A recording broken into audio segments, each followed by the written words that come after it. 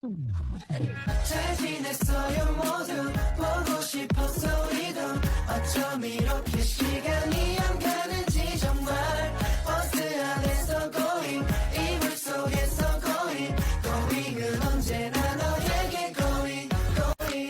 Baiklah, saya akan menjelaskan pengertian titik buhul. Titik buhul adalah istilah dalam geografi yang merujuk pada titik permukaan bumi yang menjadi pusat rotasi atau dukung dari sebuah objek. Dalam konteks bumi, titik buhul dapat diartikan sebagai kutub utara dan kutub selatan.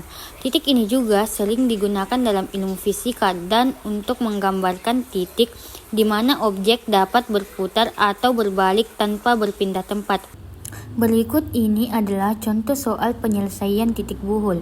Ini adalah contoh soal rangka yang simetris. Sebelum itu, kita mencari kestabilannya dengan menggunakan rumus M sama dengan 2J dikurang 3, di mana M sama dengan jumlah batang, J sama dengan jumlah titik buhul. Selanjutnya penyelesaian. Langkah pertama yaitu hitung reaksi perletakan. Karena geometri struktur dan pembebanan simetris, maka RA sama dengan RB. Jadi nilai RA sama dengan RB sama dengan 400 kg. Langkah 2. Hitung gaya batang di titik A. Perhitungan dapat dimulai dari titik A atau B karena pada kedua titik ini hanya terdapat 2 batang yang belum diketahui. Di titik A batang 1 dan 5, di titik B batang 4 dan 8.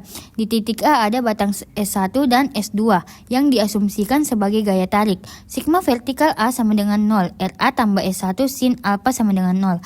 400 tambah S1 kali 0,573 sama dengan 0. S1 sama dengan min 400 bagi 0,573. S1 sama dengan min 697,517 kg. Karena tandanya negatif, arah batang 1 dibalik, sehingga batang 1 merupakan batang tekan.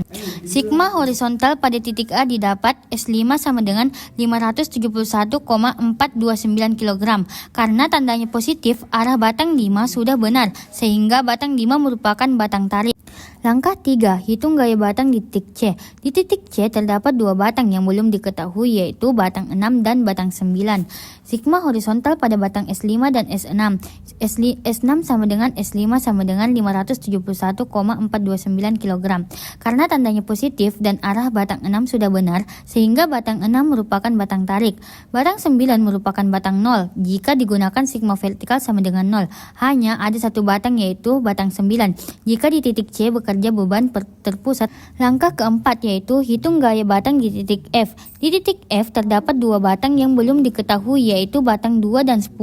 Sigma horizontal pada batang di titik F didapatkan persamaan 1 yaitu 0,819 S2 ditambah 0,819 S10 sama dengan min 571,4291 pada persamaan 1.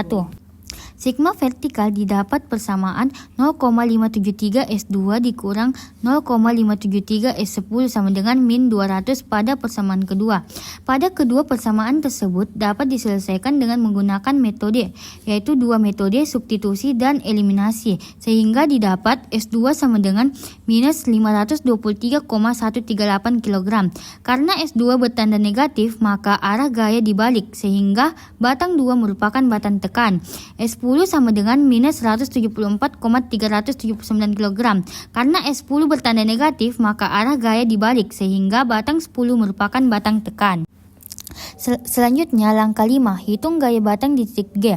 Di titik F terdapat 2 batang yang belum diketahui yaitu batang 3 dan batang 11. Sehingga sigma horizontal pada titik G didapat S3 sama dengan minus 523,138 kg. Karena S3 bertanda negatif, maka arah gaya dibalik, sehingga batang 3 merupakan batang tekan. Sigma vertikal pada titik G didapat S11 sama dengan 300 kg. Karena S11 bertanda positif, maka arah gaya sudah benar, sehingga batang 11 merupakan batang tarik. Karena bentuk geometrik struktur dan pembebanan simetris, maka besar batang 1 sama dengan batang 4, batang 2 sama dengan batang 3, batang 5 sama dengan batang 8, batang 6 sama dengan batang 7, batang 10 sama dengan batang 12. Berikut ini adalah tabel hasil perhitungan. Nah, perlu diingat bahwa struktur rangka batang pada batang-batang atas merupakan batang tekan, sedangkan batang bawah termasuk batang tarik. Vertikal dan diagonal bisa berubah batang tarik maupun batang tekan. Demikian penjelasan saya mengenai titik buhul dan cara penyelesaiannya.